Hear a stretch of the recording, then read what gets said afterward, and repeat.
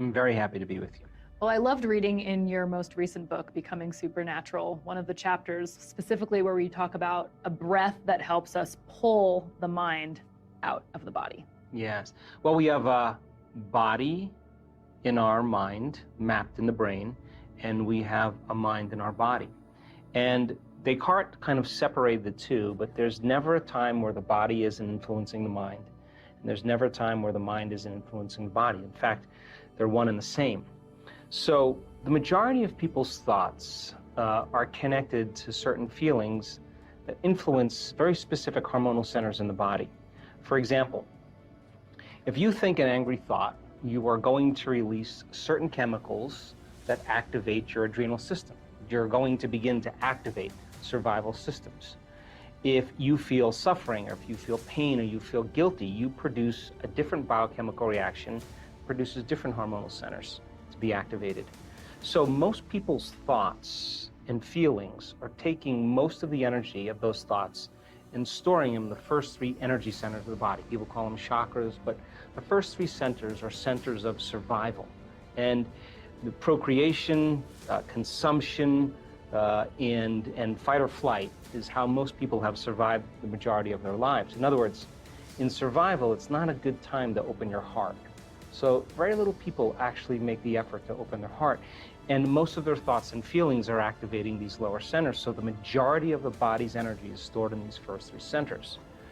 So then 95% of that energy stored in the body has to be liberated and driven back to the brain.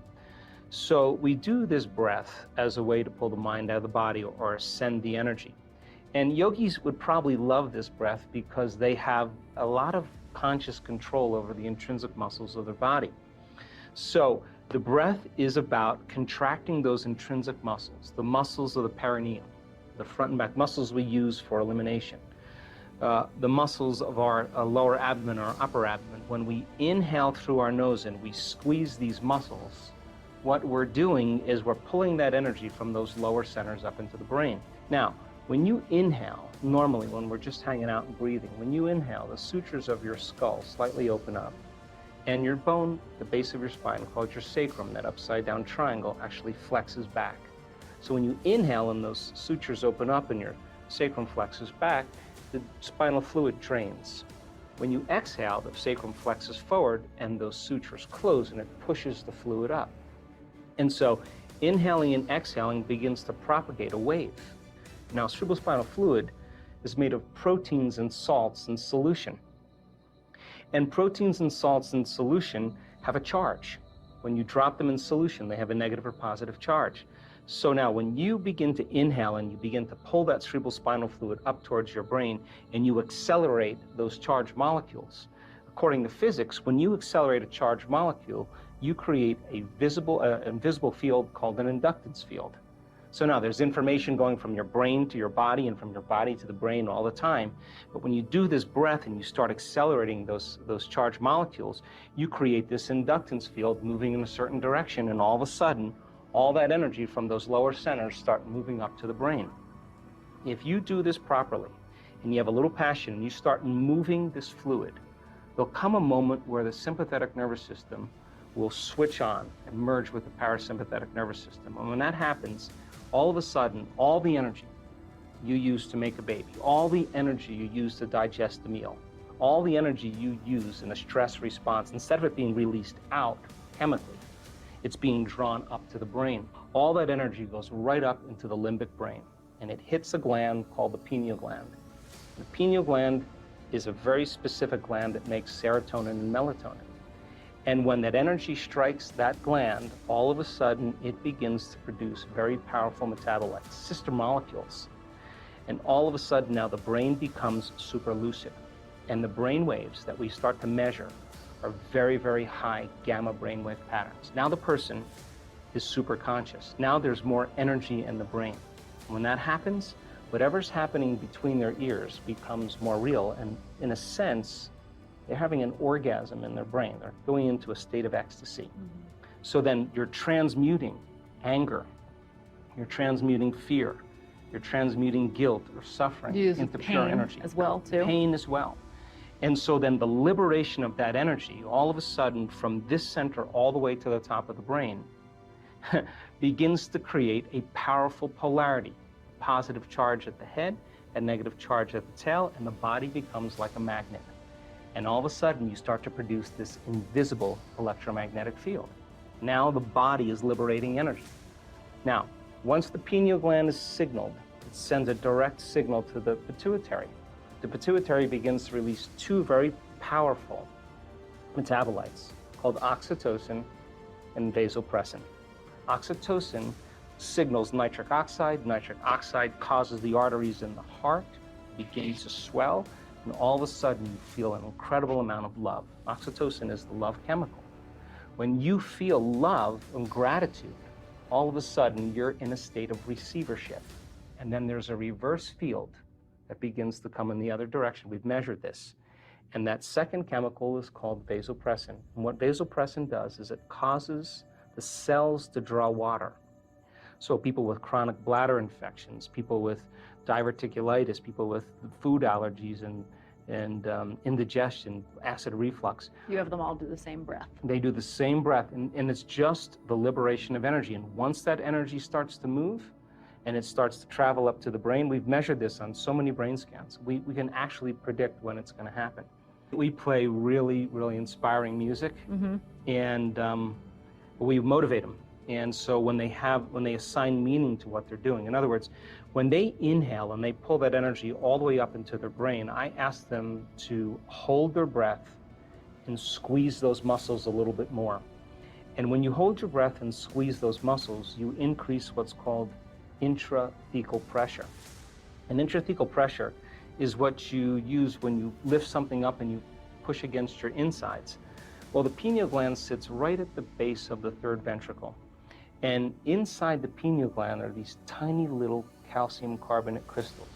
They're stacked rhombohedrons. They're stacked on top of each other. And if you find the research, and I found it, the pineal gland has been called a neuroendocrine transducer with piezoelectric properties. Now, those are just big words. But piezoelectric effect is when you take a mechanical stress and you apply it to some crystals, and it begins to produce an electric charge.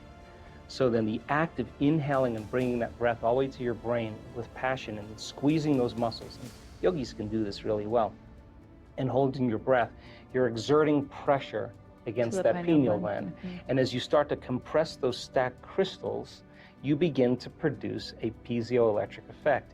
And you're taking a mechanical stress and you're turning it into an electrical charge. Now you're electrically activating those crystals. And those crystals are very sensitive to frequency. And all of a sudden, when they become electrically activated, the pineal gland becomes like a radio antenna. And now it can pick up frequencies faster than the speed of light. Now, why is that important? Because your pineal gland right now is determining whether there's enough light in this room, and if there's enough light in this room, it'll make a neurotransmitter called serotonin. And serotonin gets your brain up and awake, and you can function with conscious awareness. But when the light diminishes and there's an inhibition of light, serotonin is transmuted into melatonin. Melatonin is the nighttime neurotransmitter. It helps us to go to sleep. But serotonin and melatonin are directly related to the wavelength of visible light. So then we're producing certain rhythms and chemicals in our normal waking day based on our environment. But when the pineal gland becomes electrically activated, it literally begins to produce a resonant electromagnetic field. And now that begins to send a signal out, and those crystals stretch until they can't stretch anymore, and then the field reverses and it compresses those crystals, and all of a sudden you have a little antenna right up in your pineal gland. And now it can pick up frequencies that are faster than the wavelength of light. That's called the quantum.